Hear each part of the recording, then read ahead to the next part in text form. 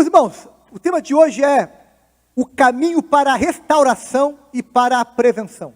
Porque igreja é um lugar onde nós temos que fazer duas coisas constantemente. Trabalhar pela restauração e, ao mesmo tempo, trabalhar pela prevenção. Por exemplo, o que é mais difícil? Recuperar um dependente químico ou impedir que alguém se torne um dependente químico?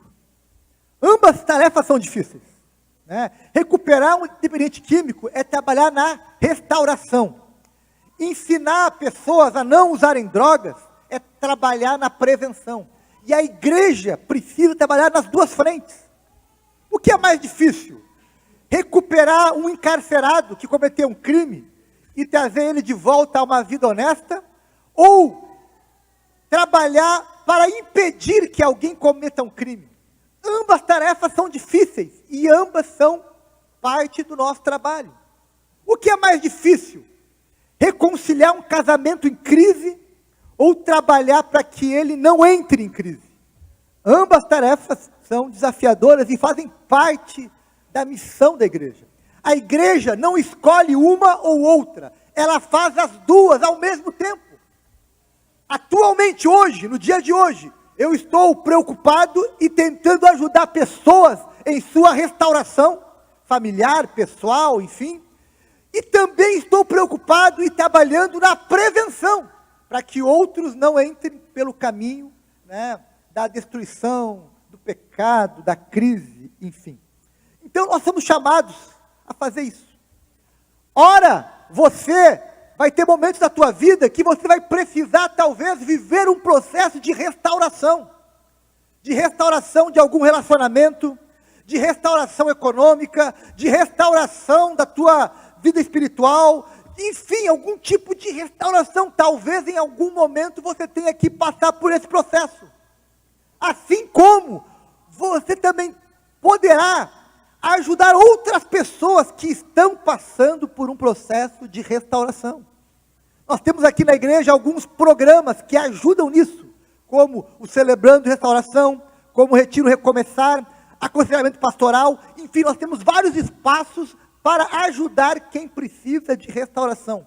Mas também temos vários espaços formativos, instrutivos para ajudar na prevenção. E hoje eu quero falar um pouquinho sobre esses dois temas. Primeiro, eu convido você a abrir a sua Bíblia no Salmo 51. Para nós estudarmos aqui rapidamente o caminho da restauração que Davi precisou andar. Davi, meus irmãos, teve um momento sombrio na sua vida. É incrível que Davi, mesmo sendo um grande homem de Deus, um homem cheio de acertos, Davi foi um rei que unificou Israel, conquistou territórios, restaurou o culto a Deus, era um homem que amava a Deus, um homem que escrevia salmos, um homem que cantava, que liderava, um homem com um coração piedoso. Entretanto, ele teve um momento sombrio. E a Bíblia não esconde os pecados das pessoas. É interessante isso. A Bíblia mostra os pecados de Moisés, mostra os pecados de Davi, mostra os pecados de Pedro, mostra os pecados de Paulo, mostra os pecados de muitos personagens. Estão ali expostos. Por quê? Para mostrar que todos pecaram. Todos pecaram. Todos pecaram. Todos são pessoas que têm momentos sombrios. E Davi escreve esse salmo num período que ele estava vivendo uma grande crise. Ele tinha adulterado e tinha planejado a morte de Urias. E nesse momento todo de crise, onde ele está atormentado pela culpa, o seu pecado foi revelado, ele tentou esconder o pecado, né, como muitos fazem. Quando cometem um pecado, tentam esconder, negar, não fui eu, não sei de nada. Né? Mas teve um momento que Deus trouxe luz sobre o pecado dele, veio às claras. Deus então, começa, diz o texto, que Davi sentia dores nos ossos. Davi sentia culpa, Davi sentia vergonha, Davi perdeu a alegria da salvação, estava desanimado, em crise, e ele então teve que viver um processo de restauração. Mas a Bíblia mostra que o mesmo Davi que pecou, que teve momentos sombrios, também teve um caminho de restauração.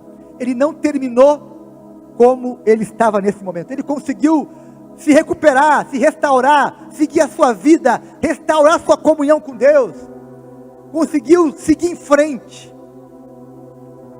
E no Salmo 51, ele nos dá um caminho para a restauração. Então acompanhe comigo, do verso 1 ao verso 13. Tem misericórdia de mim, ó Deus, por teu amor, por tua grande compaixão, apaga as minhas transgressões, lava-me de toda a minha culpa e purifica-me do meu pecado, pois eu mesmo reconheço as minhas transgressões e o meu pecado sempre me persegue. Só contra ti pequei e fiz o que tu reprovas, de modo que é justa a tua sentença e tens razão em condenar-me. Sei que sou pecador desde que nasci, sim, desde que me concebeu a minha mãe. Sei que desejas a verdade no íntimo e no coração me ensinas a sabedoria. Purifica-me como sou e ficarei puro, lava-me e mais branco do que a neve serei. Faze-me ouvir de novo o júbilo e alegria, e os ossos que esmagaste exultarão. Esconde o rosto dos meus pecados e apaga todas as minhas iniquidades.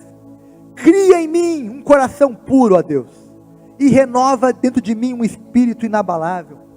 Não me expulses da tua presença, nem tires de mim o teu Santo Espírito. Restitui-me a alegria da tua salvação e sustenta-me com um espírito pronto a obedecer. Então ensinarei os teus caminhos e os transgressores, ensinarei os teus caminhos aos transgressores, para que os pecadores se convertam a ti. Verso 17. Os sacrifícios que agradam a Deus são um espírito quebrantado, um coração quebrantado e contrito, ó Deus, não desprezará. Meus irmãos, esse texto, quando nós estudamos esse texto, a gente encontra um homem em crise, em sofrimento, um homem atormentado pela culpa, um homem atormentado pelo seu pecado, um homem que estava com vergonha de Deus, vergonha das pessoas, vergonha do que ele tinha feito. E isso é muito comum quando nós também pecamos, quando nós cometemos erros, ficamos cheios de culpa, cheios de vergonha. Por vezes nos afastamos daqueles que podem nos ajudar. É incrível. Às vezes pessoas começam a se envolver com pecados, se envolvem em confusões, e aí se afastam de Deus, se afastam da igreja, se afastam dos seus amigos. Por quê? Porque tem vergonha de encarar outras pessoas, de encarar Deus. Eu já conversei com pessoas que estavam no meio do pecado, que diziam o seguinte: pastor, eu não quero nem orar, mais, não quero ouvir nada de Deus. Por quê? Porque tinha culpa, tinha vergonha, tinha tristeza, tinha, enfim, revolta, várias coisas. E por isso, meus irmãos, que esse texto nos mostra o caminho que Davi fez para superar aquela crise. E olha só o que diz o texto. O texto começa dizendo que, aliás, o texto nos mostra, a história de Davi nos mostra que a restauração não é um instante, ela é um processo, ela tem etapas, né?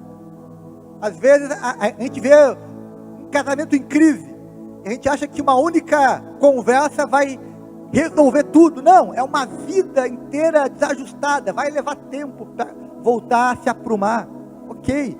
Às vezes tem pessoas que passam a vida inteira se endividando e querem uma solução de uma hora para outra. Não, é um processo, mas é um processo que tem algumas etapas. Primeira etapa, deixar a negação. Diz o texto: Deus, tem misericórdia de mim.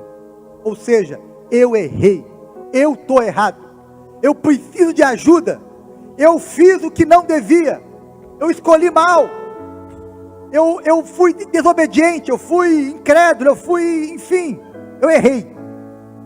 E aqui, meus irmãos, é um caminho difícil para muitas pessoas.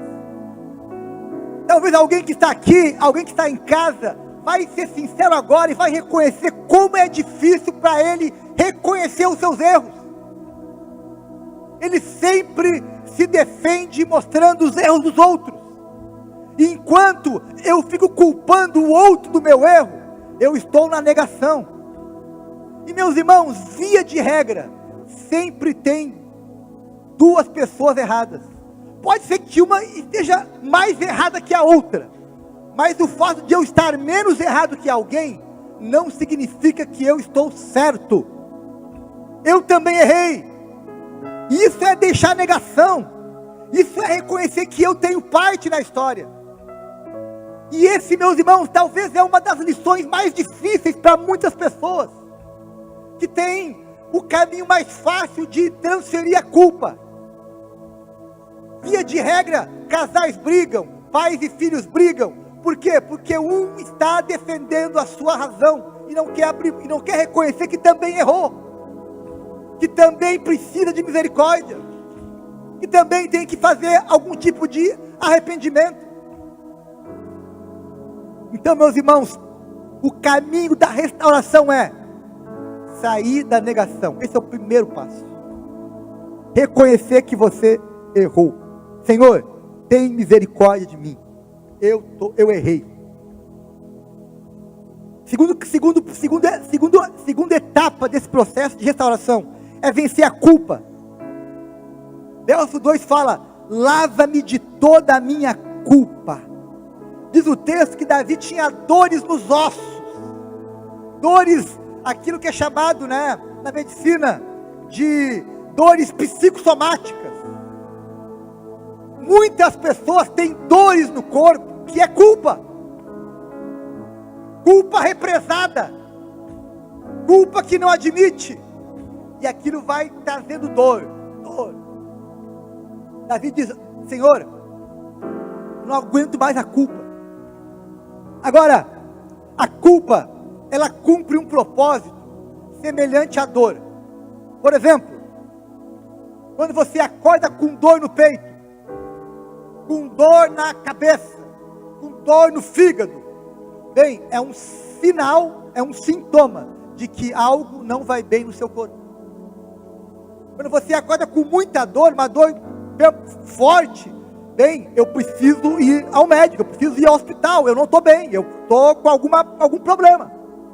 A culpa cumpre o mesmo sinal de alerta. Ela me lembra: olha, eu tenho algo a resolver, eu tenho algo a tratar, eu tenho alguma responsabilidade naquilo. E meus irmãos, muitas pessoas não admitem a culpa, escondem ela e sofrem sozinhos com a sua culpa. E um processo de restauração é colocar a culpa para fora.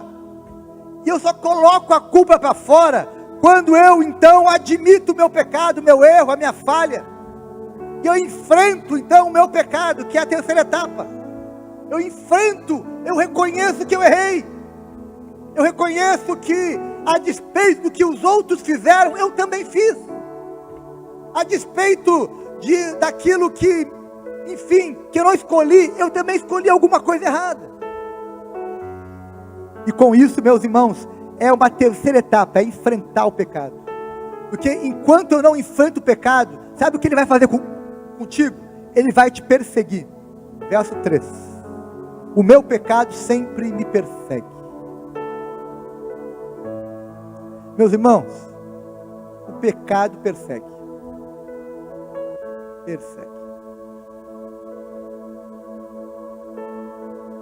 Cuidado, meus irmãos, com os pecados da juventude.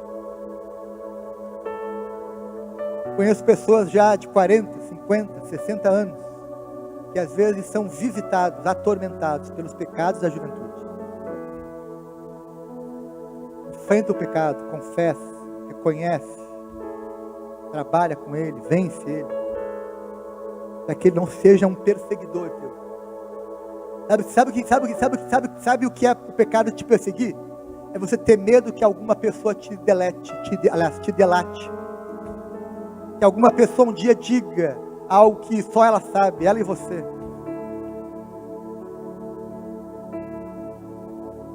Não, meus irmãos, enfrente o pecado. Não esconda ele. Porque ele vai te perseguir. Ter consciência do pecado, enfrentar o pecado, é dar nome ao pecado. É dizer, Senhor, eu errei. Eu errei porque eu fui promíscuo, porque eu fui violento, porque eu fui dependente, porque eu fui mentiroso, porque eu fui corrupto, porque eu fui sei lá o quê. Mas é ter consciência. E aí, meus irmãos, quando eu saio da negação, quando eu resolvo enfrentar minha culpa, pôr ela para fora, verbalizar ela, quando eu então enfrento o meu pecado que está me perseguindo, eu vou chegar então naquele estágio libertador, que é quando eu experimento o verdadeiro arrependimento. Arrependimento não é remorso. Remorso é quando tu fica triste porque te descobriram. Fica triste porque aquilo foi revelado. Isso é remorso. Arrependimento não, é quando eu digo, eu estou errado e eu não quero mais fazer isso. Eu vou mudar a direção. Vou mudar o comportamento, vou mudar meu estilo de vida, vou mudar, enfim, a forma de fazer as coisas. Isso é arrependimento. E aí vem aquilo, né, os frutos do arrependimento, que vão acompanhar esse processo, vão se manifestar. Davi fala, contra ti pequei, me arrependo.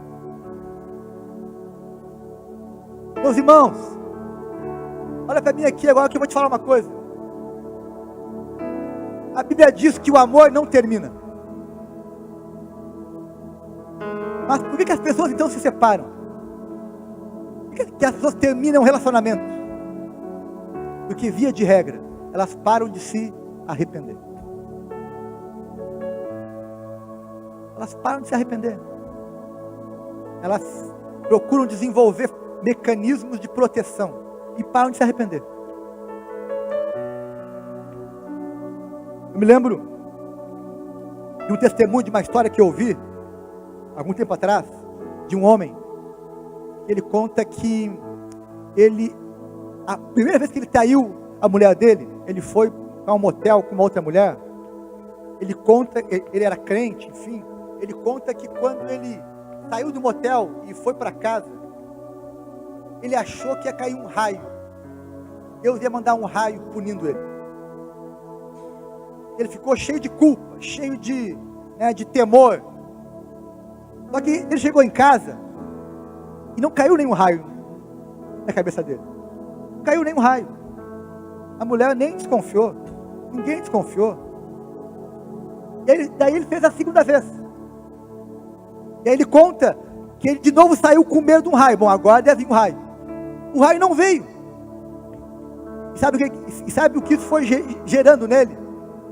Foi gerando nele assim um sentimento de não vai dar nada. Eu posso fazer isso a vida inteira, que não vai dar nada. Um dia veio a conta.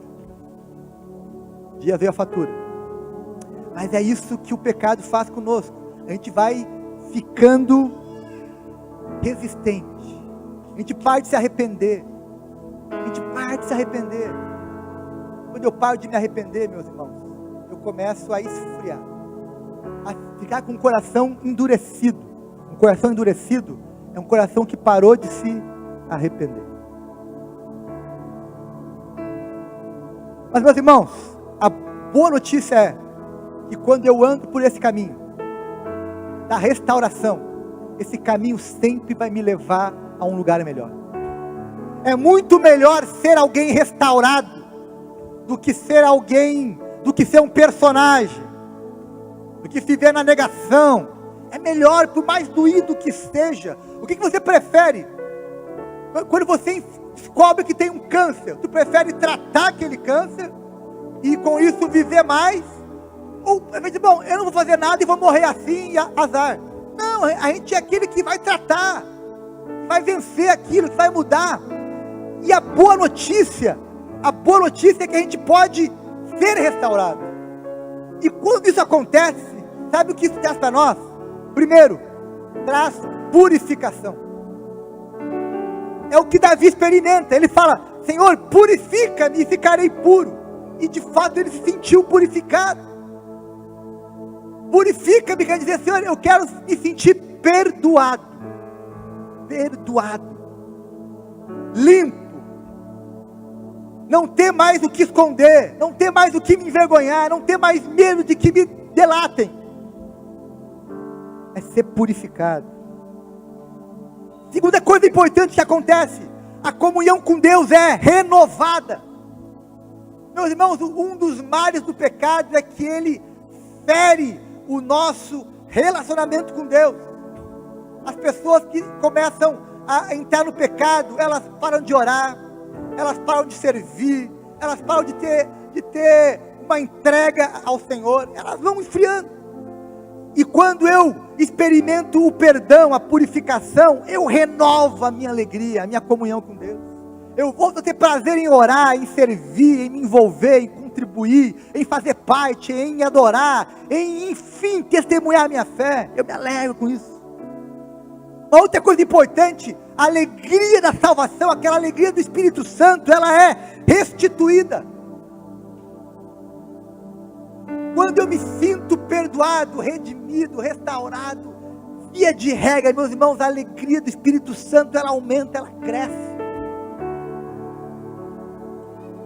E eu vou poder testemunhar. É o que fala o salmista no verso 13: então ensinarei aos transgressores os teus caminhos, e os pecadores se converterão a ti. Ou seja, a minha dor vai virar o meu testemunho. A minha dor vai virar o meu ministério. A minha dor vai me levar a ajudar outras pessoas. Eu fui ferido, mas fui restaurado, e posso agora ajudar outros que estão feridos. E a boa nova, meus irmãos, é que em Cristo nós sempre podemos recomeçar. Amém? Sempre é possível tomar o caminho da restauração, que é um processo, mas que tem um começo. E se você está no meio da crise, no meio do drama, no meio do sofrimento, lembre-se de Miqueias capítulo 7, verso 8, que diz o seguinte: não se alegre a minha inimiga com a minha desgraça. Embora eu tenha caído, eu me levantarei. Embora eu esteja morando nas trevas, o Senhor será a minha luz. Meus irmãos, aos caídos, se há alguém caído aqui entre nós, se há alguém caído conosco pelo YouTube, pelo Facebook, alguém caído que vai ouvir essa pregação um dia, eu posso lhe garantir que em Jesus você pode se levantar. E embora esteja caído, em Cristo você pode se levantar. Basta fazer o caminho da restauração, e passando por essas etapas que eu ministrei anteriormente. Eu quero, nos próximos minutos, falar um pouquinho sobre prevenção. É um outro caminho, caminho da prevenção. Talvez aqui entre nós não tenha ninguém hoje, alguns vão dizer: pastor, eu não estou em crise, eu não preciso de restauração, eu estou com a minha vida da família ótima, eu estou com o meu trabalho bem, com a minha fé em dia, eu estou em paz com Deus, estou alegre, estou empolgado, estou servindo, estou de bem, aleluia. Então eu tenho para você uma palavra: cultive isso. Eu quero que você trabalhe na prevenção para não perder isso, para que o diabo não venha te enrolar, para que você não venha cair nos tropeços da vida, não venha entrar em momentos sombrios, mas ande pelo caminho da prevenção. Qual é o caminho da prevenção, pastor? Bem, tem 3 textos bíblicos que nos ensinam um pouco sobre qual os elementos da prevenção. O primeiro deles: vigiai e orai, para que não entreis em tentação. Na verdade, o espírito está pronto, mas a carne é fraca. Mateus 26, 41. Qual é os primeiros elementos da prevenção? Oração e vigiar. Orai e vigiai. Ou seja, Deus, eu preciso estar em oração constante, e eu preciso também estar atento as ciladas, atento à voz do Espírito Santo que me alerta, olha, não faz isso, não vai por aqui, desvia disso, diz não para aquilo, sai dessa. É estar atento à voz, isso é vigiar, é estar atento ao Espírito, atento à palavra, atento aos sinais de Deus. Deus vai colocando placas de aviso, olha só, cuidado, não dobra aqui, proibida entrar nesse lugar, não faça isso. Isso é vigiar. Meus irmãos, deixa eu falar uma coisa. Às vezes, por falta de oração, a gente fica menos vigilante. Por isso que são as duas coisas. A oração me ajuda a manter os meus sentidos espirituais alertas, a manter os meus olhos espirituais abertos, meus ouvidos espirituais abertos para ouvir o Espírito. Eu preciso da oração para manter os meus sentidos espirituais funcionando perfeitamente. Segundo elemento importante da prevenção, 1 Timóteo 4,6. Tem cuidado de ti mesmo e da doutrina. Persevera nessas coisas, porque fazendo isto, te salvarás, tanto a ti, como aos que te ouvem. Meus irmãos, tem cuidado de ti. Aqui tem uma lição do apóstolo Paulo importante. Você é responsável por cuidar de você. Sabe o que significa ser adulto? Adulto é alguém capaz de cuidar de si. Obviamente, pessoas me ajudam, né? Minha esposa me ajuda, meus amigos me ajudam, né? Enfim, minha mãe, meus familiares. Mas tem coisas, meus irmãos, que só eu posso fazer. Só eu posso dizer sim, só eu posso dizer não, só eu posso fazer. Por isso, tem cuidado de ti e da doutrina. Porque, meus irmãos, a tua prática, percebendo ou não, é resultado da tua teoria. A forma como você crê vai determinar o que você vai fazer. Por isso que você precisa ter uma boa teologia, um bom conhecimento bíblico, uma boa doutrina, para que você não seja enganado pelos teus impulsos ou pelas ofertas de outros e conversas enganosas de outros. Então tenha uma boa doutrina, uma boa compreensão da palavra. Aprenda a palavra, estude a palavra, ouça os teus conselheiros, teus pastores, teus mentores, aqueles que te acompanham, para que você possa cuidar de si e também da sua boa doutrina, boa teologia. Quem não tem boa teologia, meus irmãos, acaba se enganando ou sendo enganado. E finalmente, o terceiro elemento desse caminho, né, da prevenção, está em 1 Coríntios 10, 12. Fala o seguinte: por isso, aquele que pensa estar em pé, é melhor ter cuidado para não cair. Ou seja, tenha humildade de reconhecer que você precisa de Jesus todos os dias. Reconhecer que você não é melhor que aquele que caiu. Se você está de pé e tem alguém caído, não é para você se sentir melhor que aquele, mas é para você ajudar o caído a se levantar.